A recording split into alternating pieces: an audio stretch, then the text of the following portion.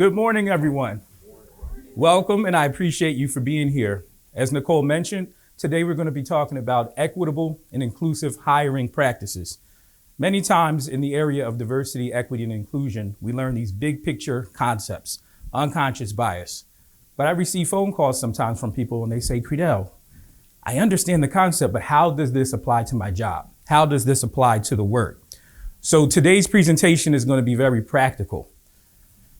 At the end of this presentation, when you rate the session and you rate the speaker, you're going to have an opportunity to download my PowerPoint, or it'll be in PDF version. You'll notice that this PDF is very resource heavy. There will be a number of studies, articles, and tools that you can use. We only have a short period of time, so I'm not going to go through every single thing, but my contact information is in the back, and you will also be able to download some of those studies and look at them for yourself. With that being said, let's get started. These are our major topics that we're going to discuss. So first, we're going to start with some hiring policy considerations. By show of hand, how many of your courts have a hiring policy? Okay, so we got about half and half. Perfect. I always recommend having some sort of policy or guidelines so that way expectations are the same. Everyone knows what to expect when we think about our hiring policy. We're going to discuss inclusive job descriptions, but before we even get into the nature of the inclusiveness of the job description, we have to talk about how to create robust job descriptions, making sure those descriptions are up to date and that we're not using descriptions from 5 and 10 years ago. As we all know, technology is changing, jobs are changing. Sometimes people can be in the same role and that role grows. And so the new job description needs to account for that. We think a lot of times about, high turnover rates and employee shortages. Sometimes people are applying for one job and then they're doing something else. So we have to be very, very intentional about making sure we have those robust job descriptions. Posting positions. What are our rules for that? Who decides where the posting will go? Are we reaching out to universities? Are we looking at affinity groups? Are we being creative outside of just our court websites? When we select our people to review applications, is it HR? Is it the hiring manager? Are they trained on how to review these applications and what to look for on the resume or the cover letter? Once the applications are reviewed and candidates are selected, we have to talk a bit about how bias shows up in the interview process and how we can eliminate that. And that even considers things like having a hiring panel. We'll get into some more of that later in the presentation. Last but not least is the follow-up. One of the major complaints that potential applicants have is that I've submitted all these application materials and no one's followed up with me. So we have to get out of that habit. Here are some hiring policy considerations. So for those of you that may be thinking about a hiring policy or need some advice, I have this roadmap here. We all know that all courts are different. There's all different court sizes and different organizational leadership structures. So what works in my court may not work in your court. But here are some considerations when it comes to posting positions, reviewing the application, the interview process, and the selection process. This is a roadmap. And we'll talk more about this during the presentation. So let's take it back to the job description. What is a job description? Sounds simple enough, but it's a plain language tool that discusses the knowledge, skills, and abilities needed for a position. Not only can you use this for potential candidates, but also this is something that managers and supervisors can use as they're doing their evaluations to make sure that those new hires are meeting expectations. New hires can look to it to make sure that they're on the right path as well, if it's written correctly and it's robust. Let's think about these things as a tool. So for some people, we may know that job in and out, so we can write the new job description, especially people that have come through the court system and they understand the ins and outs and the intricacies of the role. They can write out what those knowledge, skills, and abilities are without any problems. Oftentimes, though, we may have supervisors and managers that don't know all the ins and outs. And this is where you can start including the people that are in those positions in this process. I'm going to give you some tools on questions that you can ask them, ways that you can survey them to help you write the job descriptions. I'm not going to give you an example of how to have those conversations. Also, you may have heard this throughout this conference, but understand when you need certain knowledge, skills, abilities, licenses, or no licenses or certifications. And let me dive into that a little bit more. There are times where we need certain qualifications that hold as standards, right? If you're looking for a licensed attorney or someone who is certified in human resources, or you need a doctor, they need that actual license or certification. But some places are removing the degree requirements, not just because they're lowering standards. We have to realize the landscape has changed. There are many universities now that are offering classes for free, certificate programs that are more aligned to what people are working on. So when a requirement is removed, it doesn't mean that we're lowering the standard. It means that there are other options and other ways that employees can express that they have the necessary skills needed to do that job. So we don't ever want to think about this as a lowering of a standard. Here are some other considerations. If you have cover letters, letters of recommendation, and the process is very tedious, make sure that you're really looking at those materials and communicating with the applicants that you've received it. There's nothing worse than someone filling out a tedious application and then they don't receive any feedback. It's a common complaint. And when we also think about public trust and confidence, it's not just our court users that are coming in for services, but it's people applying for those jobs. It works all together. So we have to be very active about communicating. As promised, I said I was going to give you some tools on having the discussion with potential employees that are doing the work and that can help you with the job description. Here is just an example of something you can say to an employee, especially in those areas where you have the high turnover. You just sit them down and say, hey, we understand there's high turnover right now and we're trying to make this better and we need your feedback. And there's a list of things that you can ask from their perspective. How is your job? How do you like your job? What are some of the things that you're working on? And then more of my favorite questions, start asking about, in the last 12 months, what's the most complex issue that you've had to work on? How many times have you worked on this issue in the last 24 months? There's a list of questions, but this will help you get a better understanding of what that person is actually doing. And when we think about those employees with critical institutional knowledge, it's not always those employees at the top. You know, we're always thinking about succession planning. The court administrator might leave or this person might leave. But sometimes you have line staff that have been there 15, 20 years and they've seen things come into the court. They've seen things come into the filing centers that we may not be aware of. So this is a way to get that institutional knowledge and also get a better understanding about what they're actually doing in those jobs. And like I said, when you download this PDF, you'll be able to really just sit and digest these materials, and you can even use them to come up with your own sheet or survey. I have to give a shameless plug to the NACM DEI guide. I'm a big believer in resources. And so if you look to the DEI guide, they define bias, so individual bias and also how bias works from an institutional level. So in simple terms, bias is just our brain's way of making quick decisions. And it can be good sometimes. Like right now, if we all heard a loud bang that indicated that we were in danger, it's time to leave the room. We're not going to sit here and think through, well, where did this sound come from? We're probably just try to get to safety. But when we're interacting with other human beings and individuals and reviewing applications, we don't need to be using that area of the brain to make decisions when we have standards that we can use and use best practices. So bias can be dangerous. So I encourage you, you have the link there. Look over the DEI guide, NACM's DEI guide, if you haven't already. We also have some copies here, physical copies. I told you I enjoy resources. If you're writing a job description, more than likely you are using Microsoft Word. Microsoft has a lot of education available on how to be inclusive, whether that's their style guide for bias-free language. They have an accessibility fundamentals badge where you can learn how to use disability inclusive language. This is an area in the DEI space that's not often talked about a lot, but we have to be aware of that. And also I want to take you through their inclusive language checker. How many people use the spell check in Microsoft Word? We all use it. We all know its limitations, right? So you have to always check it for context. This inclusive language checker works the same way. So I have it listed out for those people who like to read it, but I also have a visual with steps. So if you're in your Microsoft Word, step 1, you go to File. Step 2, Options. You go Proofing, Settings, Grammar and Refinements. And you see under inclusiveness, you want to make sure all these are checked in. Age bias, cultural bias, gender bias, racial bias, the list goes on. Because we don't always know what language is changing. Some terms that may have been appropriate at one point are now inappropriate.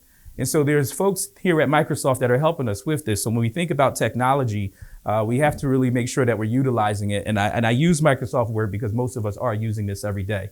Now, similar to spell check, like most of the room raised their hand, you have to check it for context. It's not perfect, but it's just a tool that you want to keep in mind. Removing bias. Here is an example from the Employee Assistance Resource Network on disability.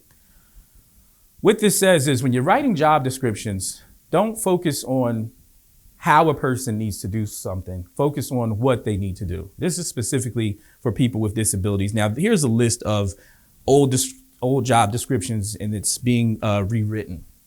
But at the heart of these examples, we have to realize that people with disabilities navigate the world in a different way than we do, whether those disabilities are ones that we can physically observe or ones that we can't. They come up with innovative solutions for challenges, and they come up with innovative solutions for things that we may not perceive as challenges. And over time, most people will develop some sort of disability, just comes as a natural part of life with aging. And so we have to realize that these individuals that are using unique strategies to navigate everyday life, that takes innovation. So sometimes they're going to bring that same innovation to solving a problem within your court. And so the last thing that you want to do is discourage people from applying who may bring that innovation. This is also true for age. In the 2022 study titled Help Really Want It, it spoke a lot about certain terms that deter people that are older from applying for positions. And that's a market we have to tap into as well. I mean, some employees may have retired and they want to come back to work. So you don't want to use certain terms like young and energetic or digital native. And don't assume that someone who's older doesn't understand the digital landscape. Like I said, with a lot of universities offering free classes, people are taking classes left and right. They're understanding AI. So instead of focusing on, are you a digital native, just focus on the proper interview questions and see what the person knows. Let's not make those assumptions. There was a document in 2021 produced by the EEOC, and it gave us some warning about systemic discrimination. And if you look on number 6, job ads showing preference, young, energetic, recent grad, men only, women only. Now, everything on this list, it doesn't mean that if you're using something on this list that it's automatically systemic discrimination, but we have to keep in mind that it could be.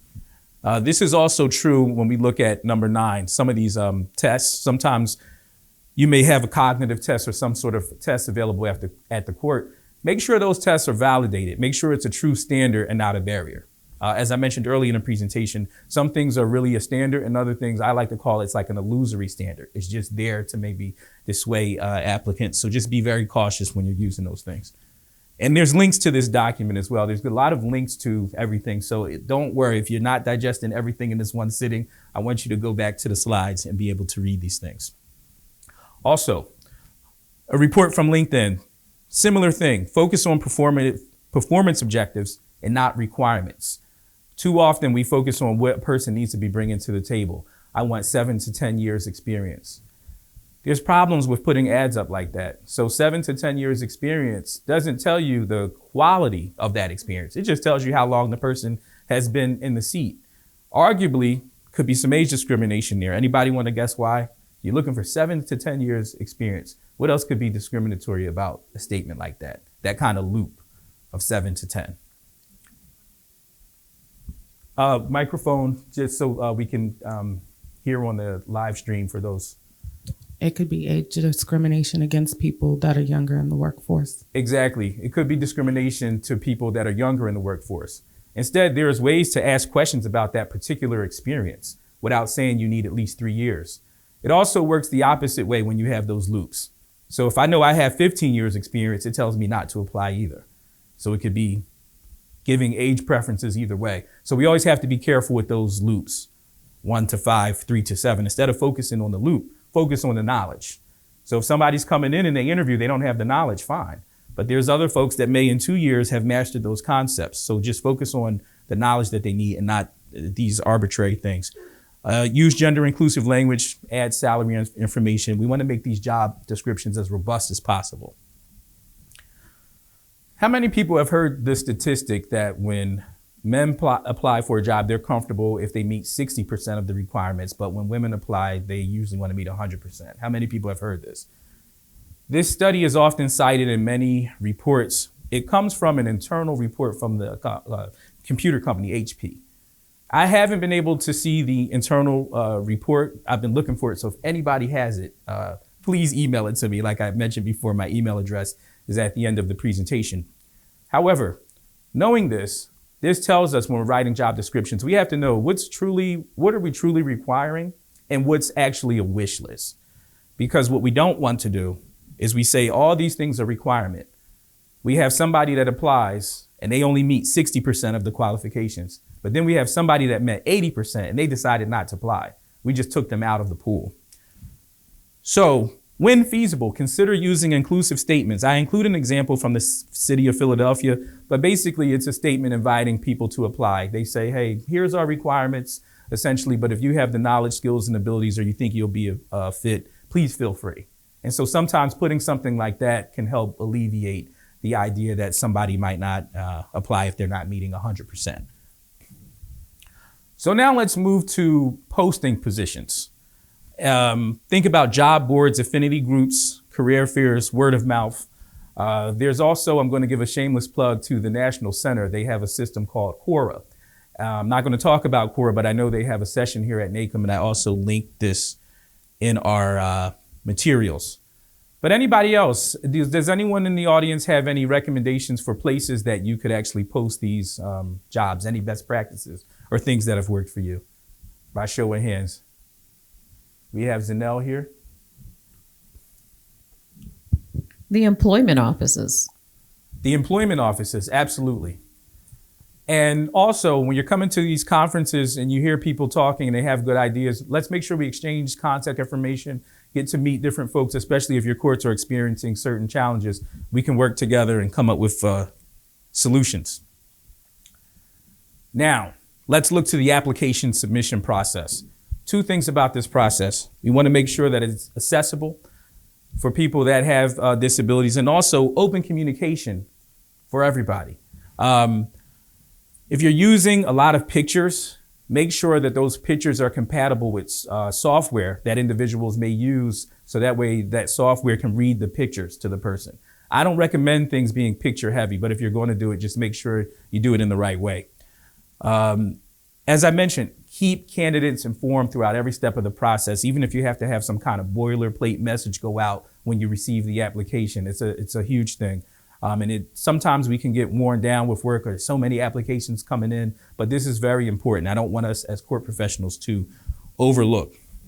So before we move to the application review process, does anybody have a best practice that they would like to share in terms of either writing job descriptions or posting positions? I know Zanelle gave us an example of posting positions, but what about writing job descriptions? Any best practices or anything that you notice in terms of writing job descriptions that you'd like to share with the group?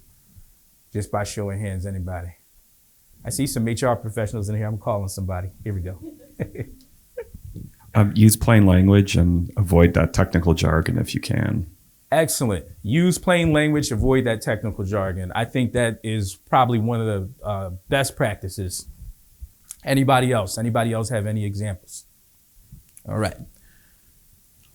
Oh, Roger Rand. I know that many of us use HR management software. You know, in Oregon, we use Workday, and our HR department makes us do the job descriptions first. So the job descriptions have to be up to date using that plain language in the job descriptions, because on the job posting, they draw straight from the job description. So if you don't do the job description and get it down, your posting's not going to look great and may not get the candidates that you want. That's excellent. That is an excellent use of technology, and it's an excellent practice. Thank you for sharing that. I want to get to the reviewing applications process.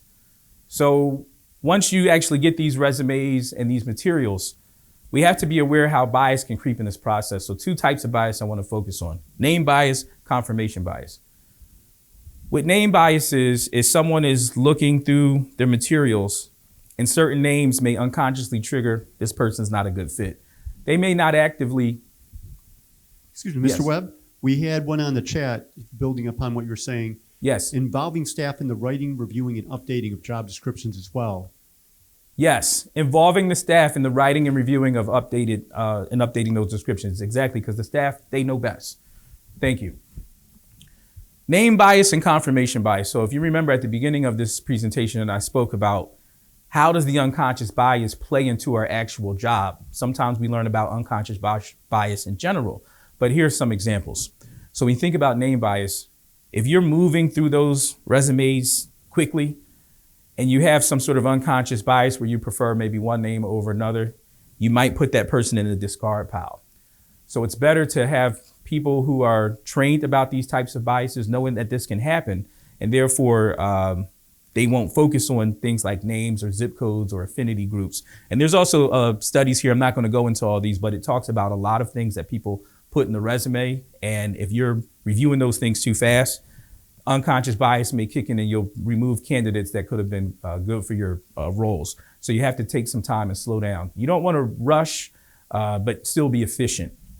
Confirmation bias, this is another thing. If you see that someone went to a certain university and you feel like, oh, this is the greatest university in the world, confirmation bias tells you to find everything else that's good on that resume. Meanwhile, you're skipping all the typos and all the red flags and yellow flags because you're not checking that bias. And we all have bias, right? This is not something to feel guilty about. You don't beat up the audience about it. We have to educate each other on these things. So that way we'll have the best practices moving forward. So whoever is reviewing those applications, whether it's human resources or it's the hiring managers, they should know that these types of things come up. And as I mentioned, if they need more materials, there's all these sources and studies here. All right. So you standardize the process, be efficient but not rushed, and have some training and guidelines for those individuals that are reviewing those applications. And again, make sure that the materials are matching the actual job description that they're submitting. Look closely at that. And also determine whether or not you really need all these materials. If you really need it, absolutely. But if you don't need it, think about that. You don't want to say, well, the only reason we're requiring all these materials is to reduce the number of applicants that we're receiving. That's not really a good best practice. Yes. Can you share some thoughts on the writing sample when you asked a candidate to submit that along with your resume? Absolutely. So the writing sample, many employers may want to see a writing sample, especially if you're thinking about at our courts like law clerks or jobs where you really have to show your legal writing or maybe some other type of administrative writing. This may be very important, and I wouldn't say remove the writing sample. However, we're hoping that candidates are being honest about the samples that they're submitting. We're living in a day and age now where you can go on ChatGPT and use AI, and that can come up with a writing sample. So even if you have this writing sample there and it matches the position, fine. But you still have to make sure that you're putting the employees to the test. And I know that some courts will have like a probation period. So don't always assume that the writing sample is a work of that person's, especially considering the landscape that we're in. Another thing I would say is make sure that the writing sample is relevant for that type of job. If this is not a job where it's going to require heavy writing, we may not need that. Also along the lines of writing, when you're thinking about inclusion, I don't know if you've checked it down, but speech to text that's available on Microsoft, it's better than it's ever been. In the past, I'm thinking even 7-8 years ago, people used to buy software where they had to talk into it, and sometimes it picks up your language, sometimes it don't, sometimes it does not. This technology is really getting good, so just keep that kind of thing in mind. And when it comes to writing, I mention this because sometimes people say, how fast can you type? But now you may not even need to type, depending on that particular employee. So let's keep those things in mind. All right, so now that we bring people to the interview, how does bias show up in the actual interview process? I'm going to walk you through some examples today that I think are really important. The first one being affinity bias. This bias is also known as like me bias. Essentially, you're giving people points for relating to you, and you don't want to do that. And this is what I mean by points. Let's say somebody walks in, they're dressed sharp, they have a nice tie. You're thinking in your mind, nice shoes, nice tie, you're getting along, they're smiling, you're smiling. That's great. You want people that present well. But you have to recognize that in your brain, you're applying some positive attributes to this person and you're relating to this person. Make sure when you're scoring them, you're truly listening to what they're saying, because some people can present really well. They can dress really well. They can dress up their resume. But then when they're answering the questions, and I've seen this time and time before when I've been asked to sit on an interview panel, I look through and I'm kind of like, oh, wow, this person, might get it when I'm just looking at the materials. And they come in and it's like they don't really have what we're looking for as a court or as an organization. So we just have to be cautious of that.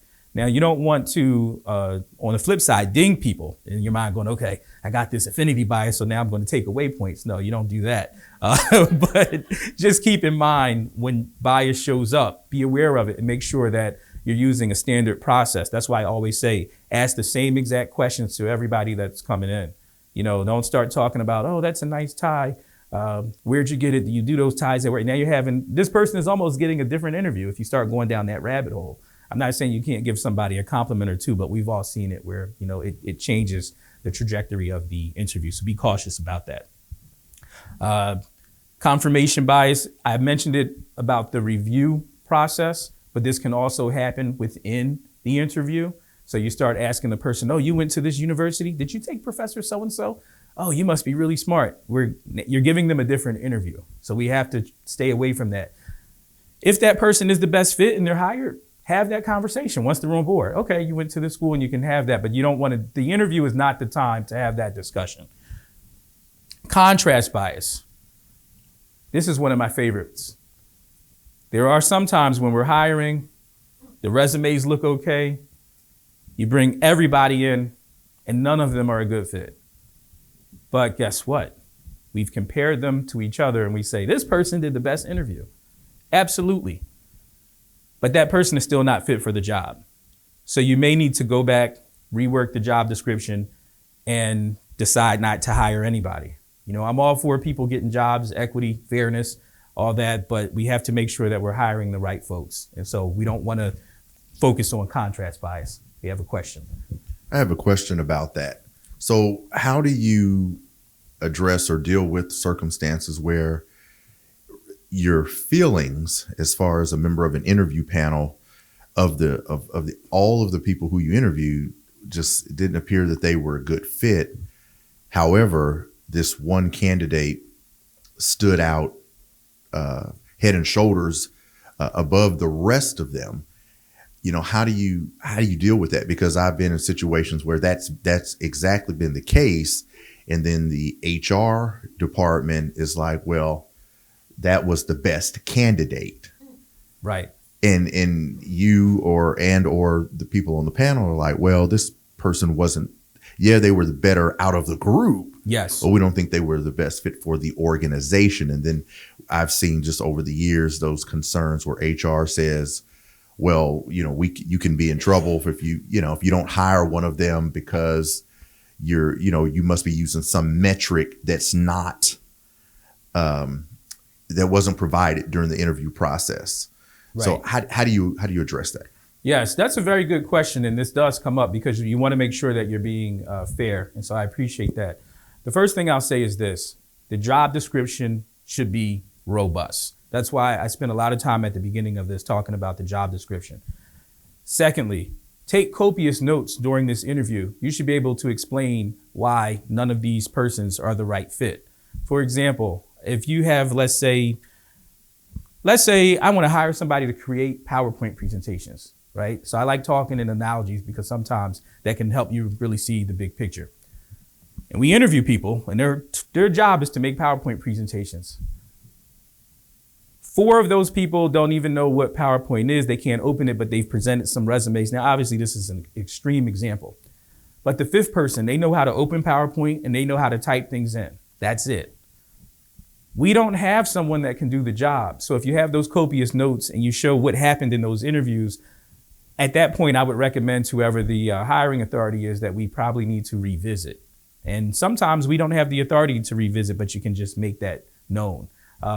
So I always keep that in mind when you think about courts, who's ultimately in charge, whose decision is it? I just like to put it on the record. If I notice something like that, I would just say it, because what can also happen is you hire that person and now it ends up costing the court more. They don't work out and you have to go back to the drawing board again. But your considerations are very true. I would say definitely have a standard process and take copious notes.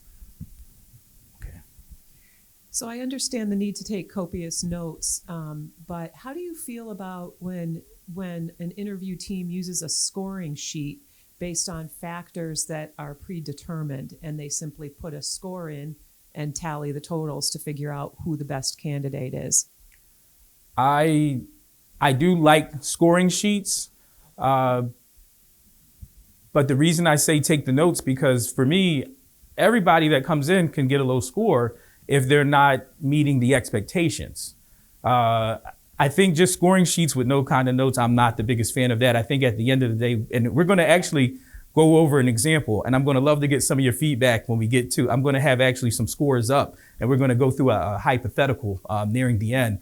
But to your point, I think those scores should have some sort of notes as to what happened. So that way you can justify, why you selected those scores. And again, it's not always easy. All your panel members may not agree with you. So that's another thing. If you're on a panel, somebody else has high scores, you have low scores, but I think you should be able to always justify and explain the decisions that you made. Thank you. And I think we had 2 more questions. Oh, okay. So that was Zanelle's question. You had a question? Okay. Yes. My follow-up is the thing that we're grading on, is it something that someone's going to be able to learn easily too? Like with your example with PowerPoint, Right. Someone in there might have shown that they have the ability to learn. Absolutely. And maybe we're taking someone who doesn't know how to use PowerPoint, but has learned a bunch of other programs, and we're going to be able to use them even though they don't stand out from the rest. So it's a lot of... Yes, that is a really good point, because there may be some positions where you're not expecting people to come in with all the knowledge. That's why it's good to recognize what's the baseline, how much knowledge do we need, and what can we train people on? Because if it's an entry-level position where we're saying, hey, we're going to train you, we just need folks to come in and we'll walk you through it. Now, because they don't understand it, you don't want to be marking them really low, because that wasn't your standard in the first place. So it does go back to that job description, and that's a very good point you make. Gender bias, we all know about, tendency to give unfair disadvantages or advantages based on a person's gender. So let's just make sure that when it comes to our positions, especially those positions in leadership, make sure that we're not just only selecting one demographic. Recency bias. Has anyone ever said, when you go into an interview, you'll have a better chance if you're the first person that's interviewed? Has anybody ever heard that before?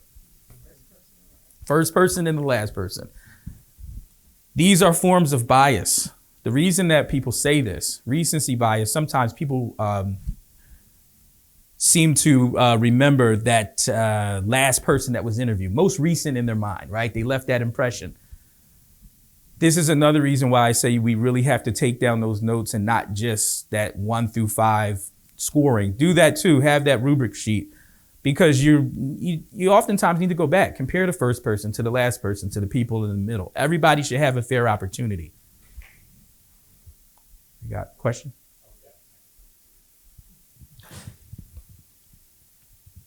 So with recency bias, the other place I see this is when the panelists have a problem employee who left the position previously, and they go into the interview focusing completely on just that item that they had a problem with the former employee on. So they're really only looking for this very small, narrow aspect of the new employee. So I can see how that recency bias can also come in that way too.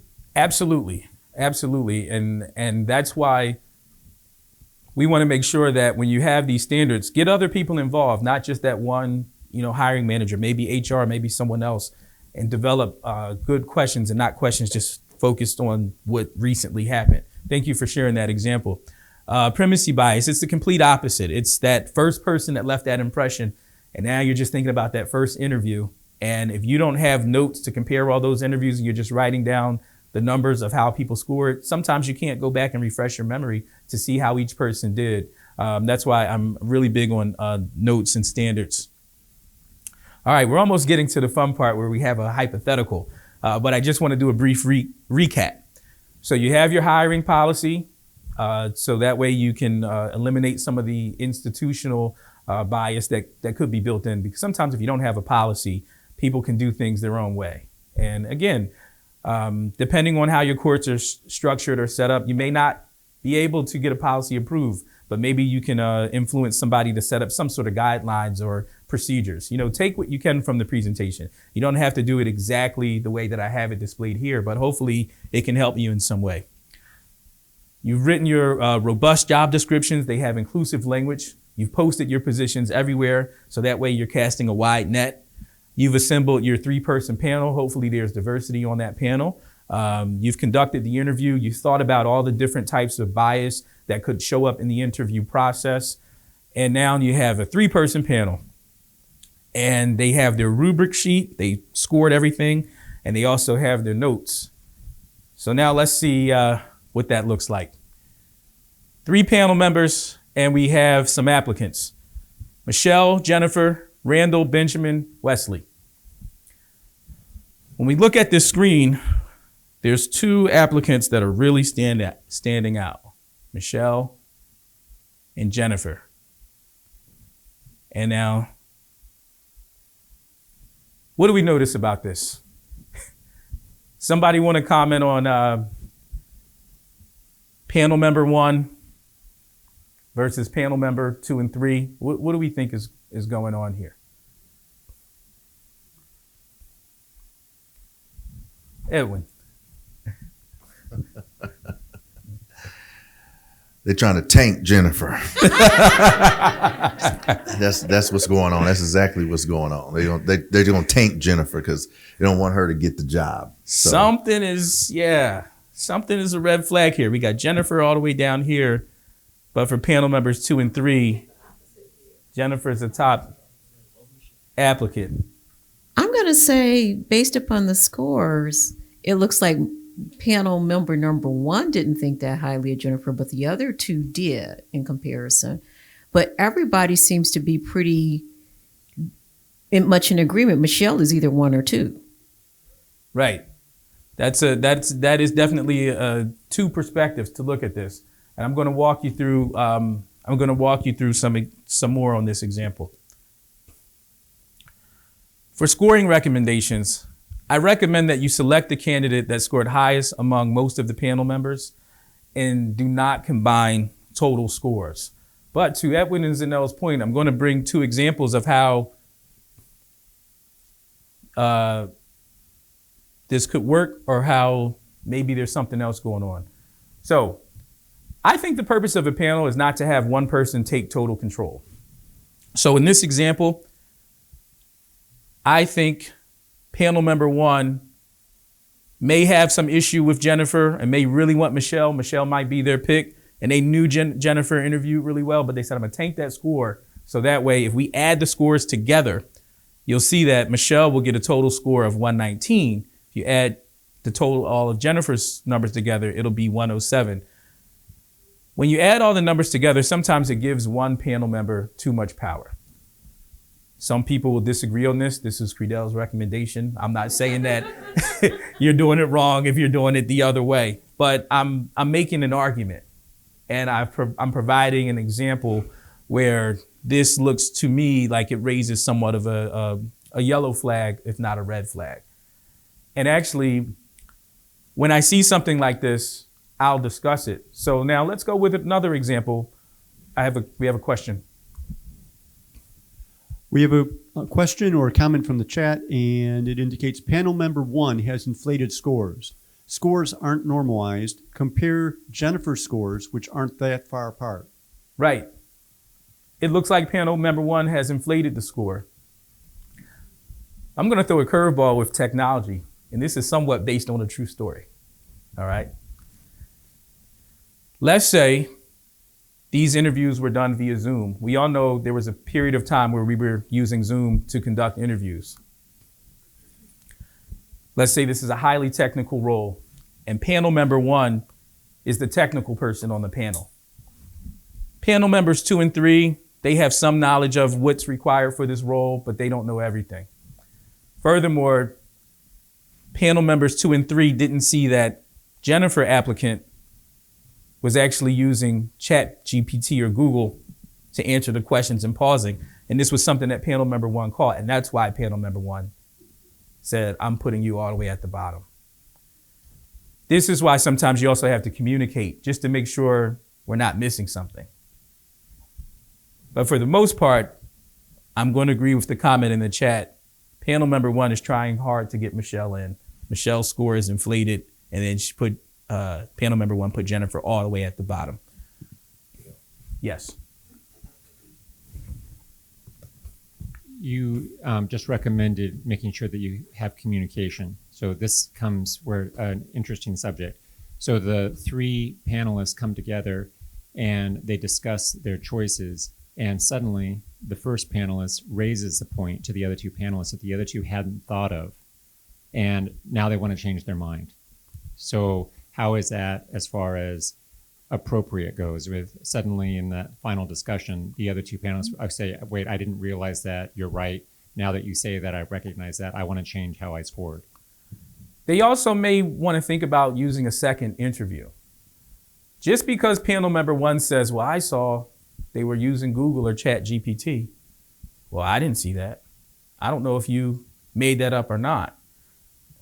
So I would say in a situation like that, that would be a time where you might want to rethink, hey, we might want to bring folks in to do a round 2 and maybe switch up some of the panel members and see what it looks like then. Because this is not always easy. And when you're on panels, there can be a lot of disagreement. And I'm always a big fan of having the person in the number one position rated by the most members. That person should get the job. But have some communication if there's something else that's going on, and then decide whether we should go for another interview. Because I think if those other panel members saw what was going on, they probably would have rated Jennifer lower, but they just didn't see that in that case. And so we want to make sure that the interview process is fair and square, because too many times people complain. They complain, oh, there could be nepotism. Somebody could know someone. You want to make sure the process is fair, especially coming from a court. We're in a court system, and so we want to make sure that we did our due diligence and that we trained our panel members.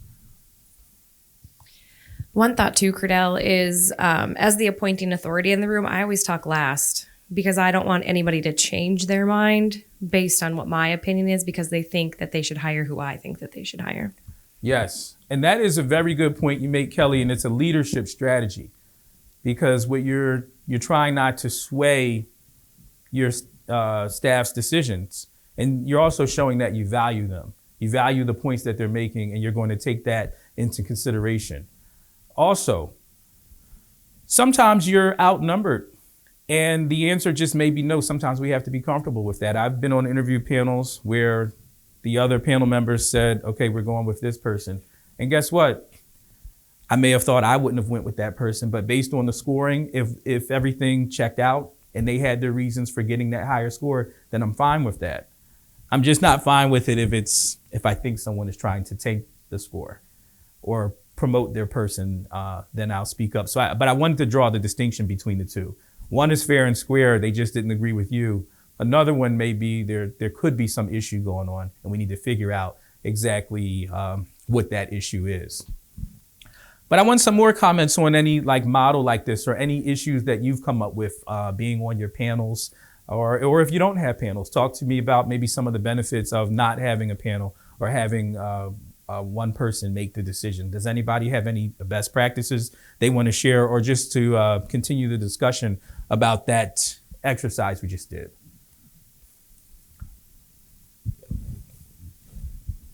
I have another question about the interview process, and I thought of it when we were talking about the discussion where you may change your mind about a candidate based on what someone else says.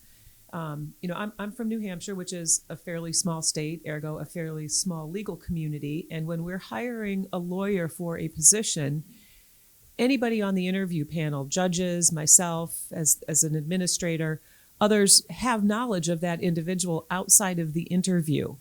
Is it fair to bring in past impressions or past issues that one of the panel members may have experienced with a candidate and share that with the team and basically influence our decisions based on something that wasn't a part of the interview?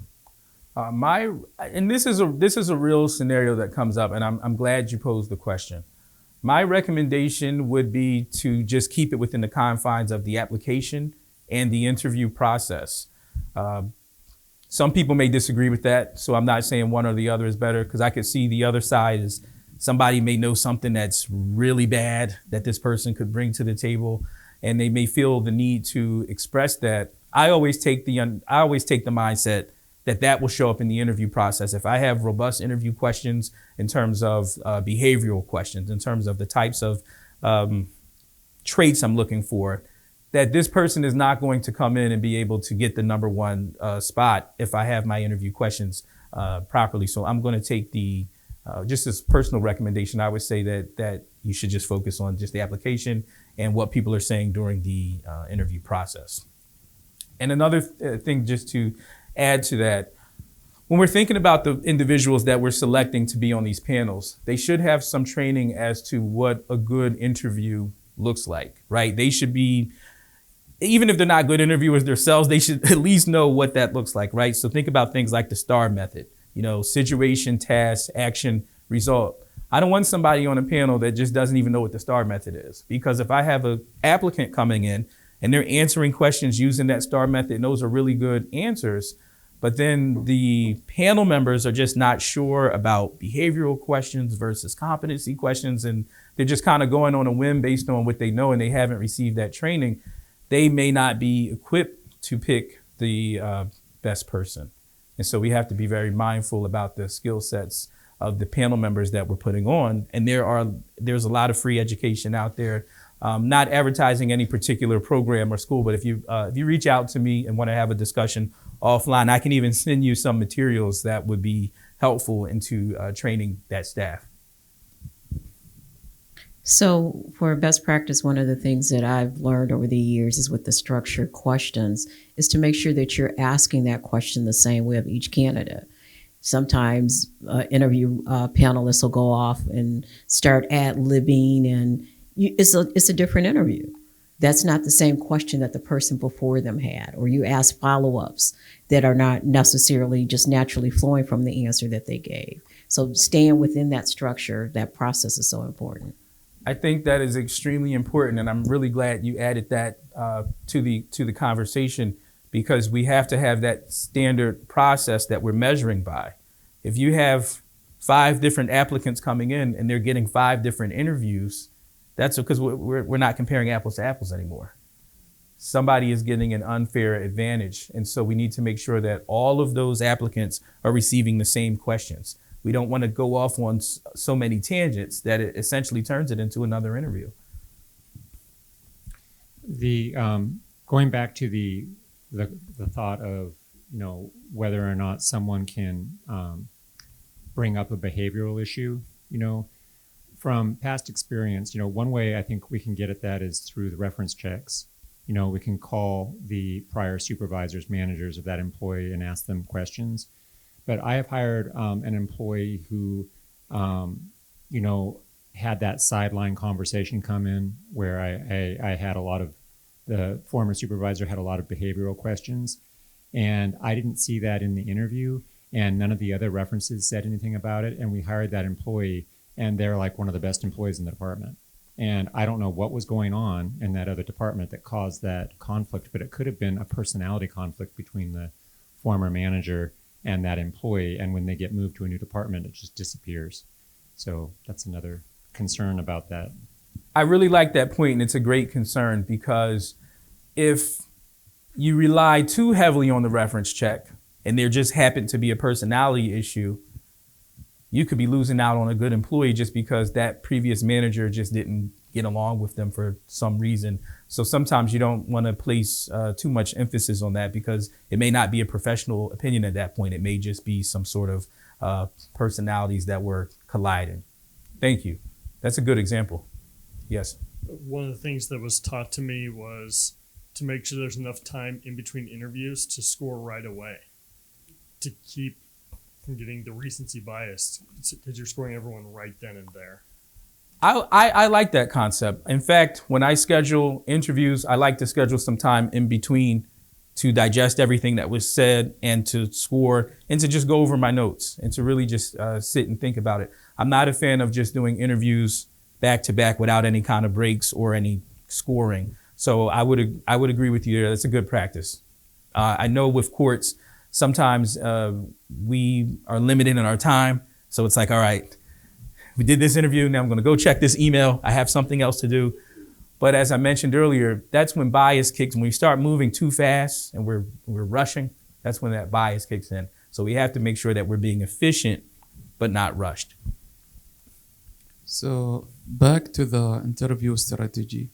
Don't you think if we have 2 stages, so the first one, like the supervisor or the manager or director, whoever will be supervised this candidate, so he do the interview first.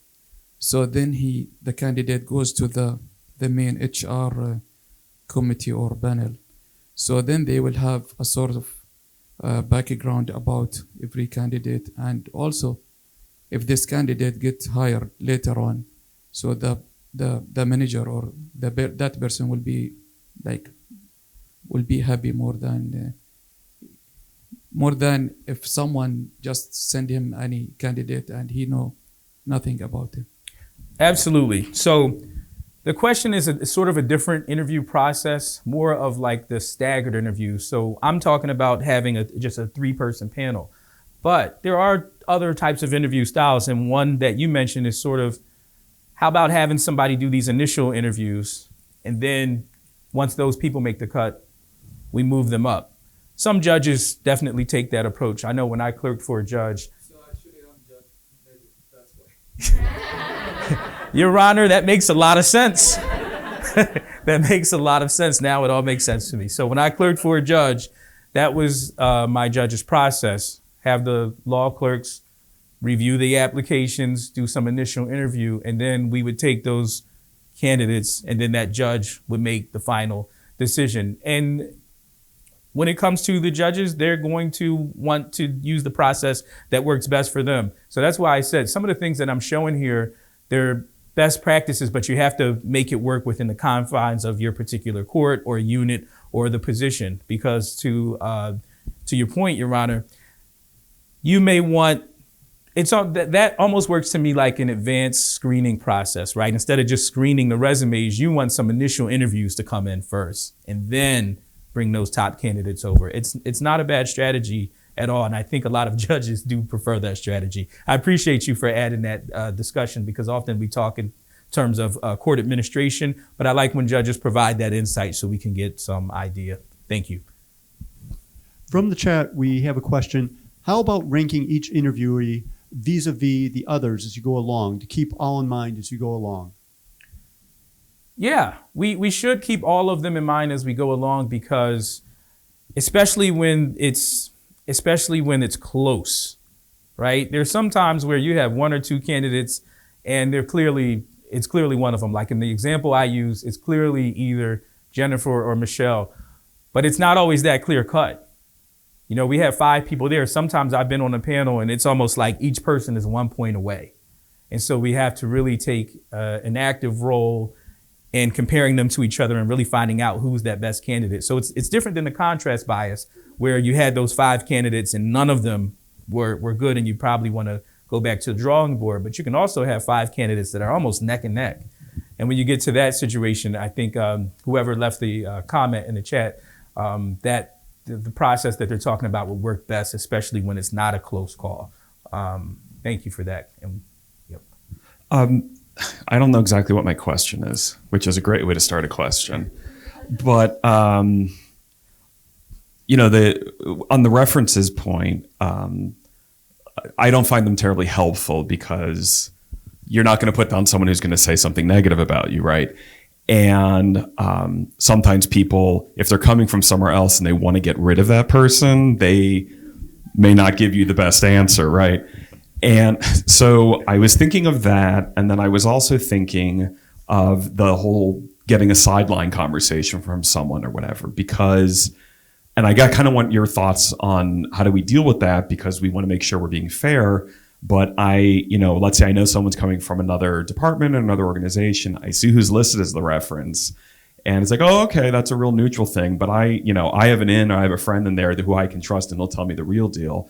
Because sometimes, it'll say, oh, yeah, this person voluntarily resigned, and that's all we have agreed to say. And when there's maybe a little bit more to the story, and none of that will come out during the interview.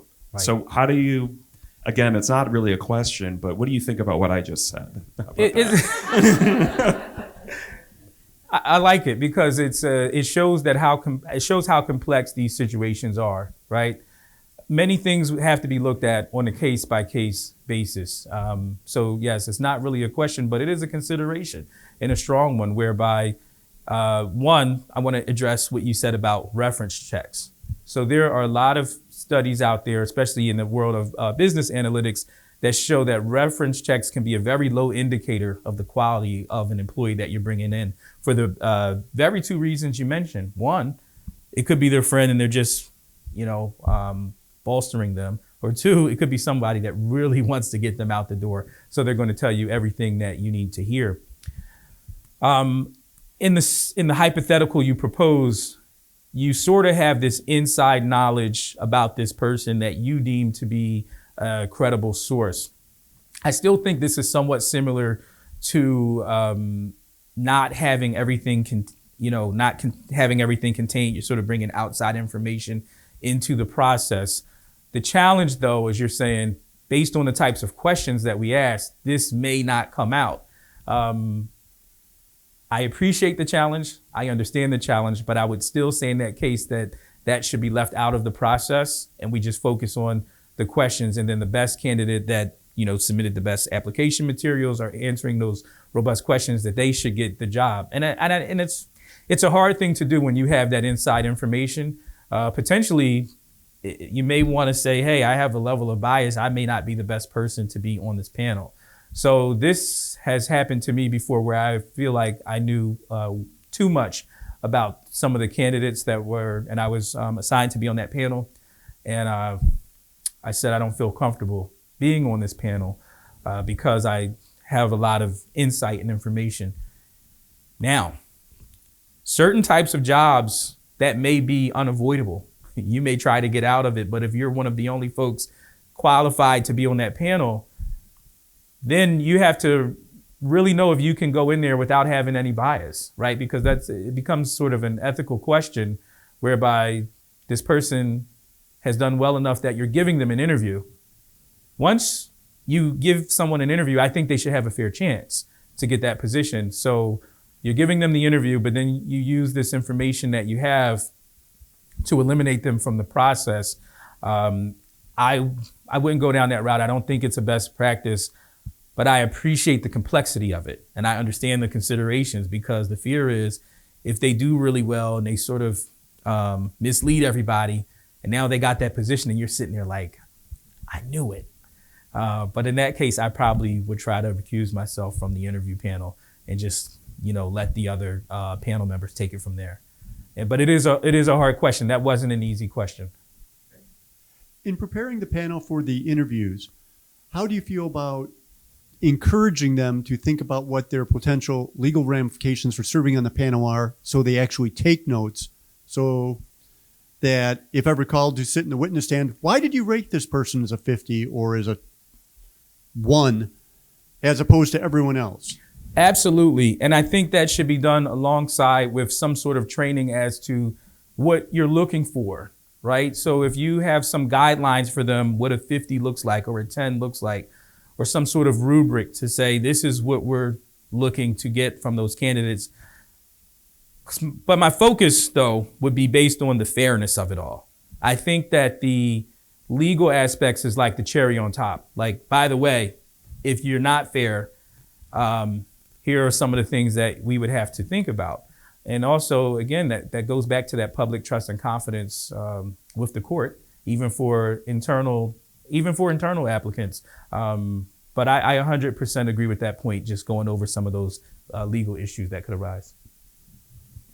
Have any resources in the materials that say what type of training the panelists should go through? Because we're in this era now where everybody's like transparency, everybody should be involved. And it's like, well, no, maybe we do want to expand what that panel looks like, but we want to make sure that the person who's sitting on the panel understands what the interview process is, what some of the biases could possibly be, things like that. Is there any resource that could help us dig deeper on that end?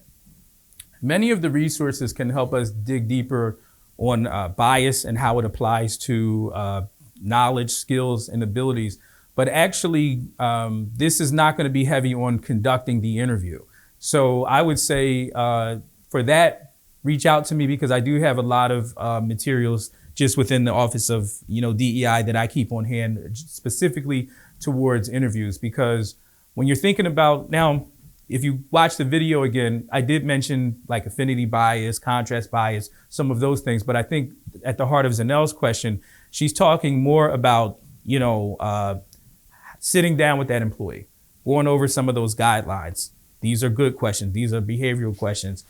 That would be another presentation. But I'd be willing to speak with anybody about that, because I think it is very important for, you don't want to set your panel members up for failure either. Right? Because these are concepts that you can teach. There are trainings that are out there, and some are free and available. And because information is changing, I myself, as a certified human resources professional, as someone that lives in this work, even when I'm asked to be on the panel again, I go back and refresh. I look at materials again. Sometimes I watch another video just to make sure I'm up to date, see what new news is out there. Because if we're not staying up to date, things can slip by, such as, somebody getting on chat GPT and sitting there on the interview, and we're thinking they're responding with some great questions.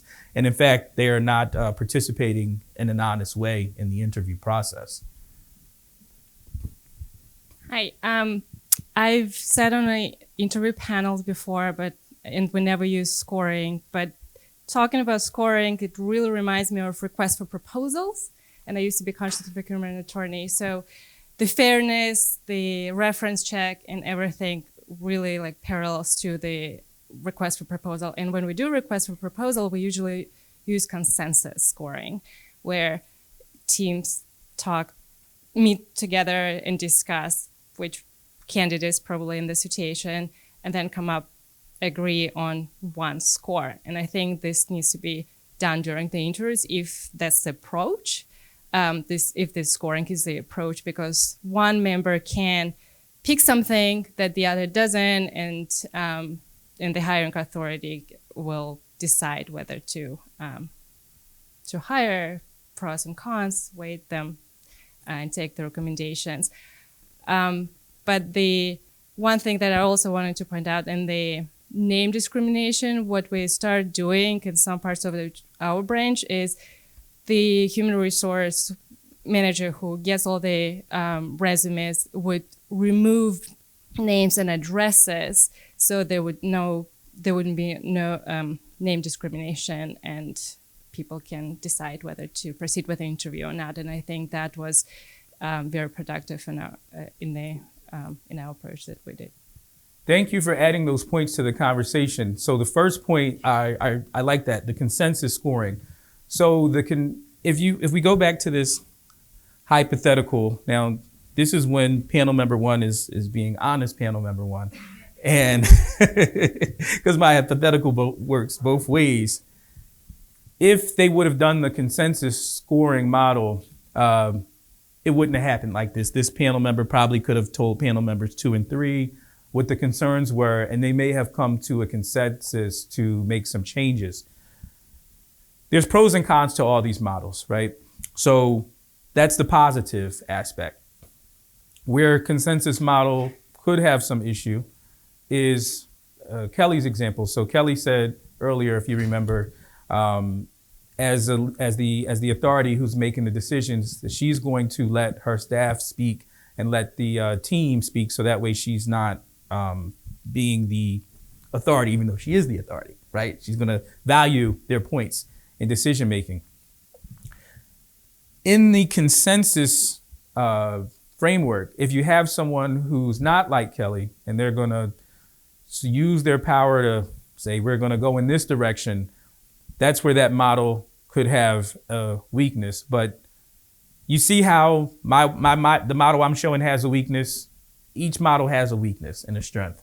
So that's why these, I'm really glad that you shared that, because we're given some different models and some pros and cons. The judge shared another model. This is just one that I like, but they all come with their pros and cons. And so no model is going to be perfect, but I wanted to show you how that consensus model would have really helped in the example here, where panel member 1 had a legitimate reason for tanking Jennifer's score, and it wasn't out of any kind of spite or malice. The second point about the blind interviews are sort of taking out information.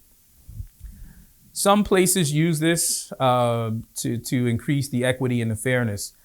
And I think if you are going to use that model, I'm not against it, but I still think that people would need training on unconscious bias and fairness, because outside of the names, there's other things that can come up: affinity groups, associations, religious groups if they're volunteering, or some sort of organization that somebody has a unconscious bias. Even if the name's not showing, there could be something else that indicates something like that. And if they are not, and this is only for unconscious bias, I'm not talking about folks that are consciously going in and saying, I don't want this person working, and they're putting the resume aside.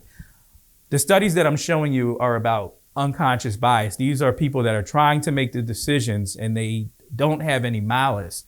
But oftentimes, whatever those signals are on that resume, whether it's a zip code or an affinity group, they might discard it. But if they know that they could be doing that and you educate them, then they can take the time to stop that process. Unconscious bias works in the background. It's a lot like right now, we're all sitting here breathing, but nobody's thinking about that. We're just doing it.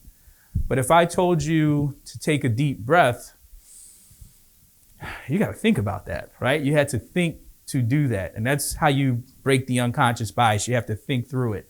So I'm a big fan of the education on top of using the technology and the tools like what was mentioned in terms of sort of this blind scoring. So I appreciate both of those points. Excellent points. I see more hands.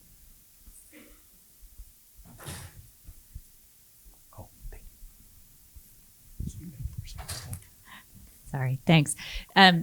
What you mentioned is really helpful in terms of role clarity in interviews. I think following a sort of model, like a RACI model, where you identify who are decision makers that should be on a panel, who would be most impacted by the decision of hiring that should be on the panel, who needs to have some kind of consultative, maybe would be a collaborator at some point in time to be on the panel, is really important to have that variety of perspectives.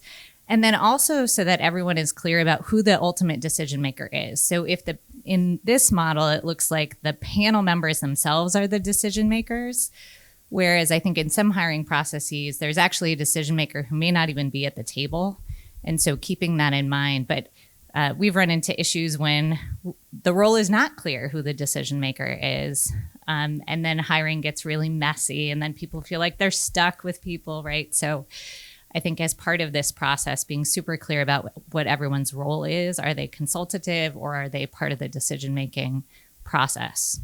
I really agree with that point 100%. We have about 2 minutes left, so I'm going to comment very quickly on that and get through the rest of the slides, but you'll have my email address. And so I'm definitely, I like having these conversations, whether it's presenting or just having it one-on-one, but that goes into the organizational behavior. So it's very important to put those guidelines out there, even if you can put it on the policy, who is actually the decision maker in this case. That's important.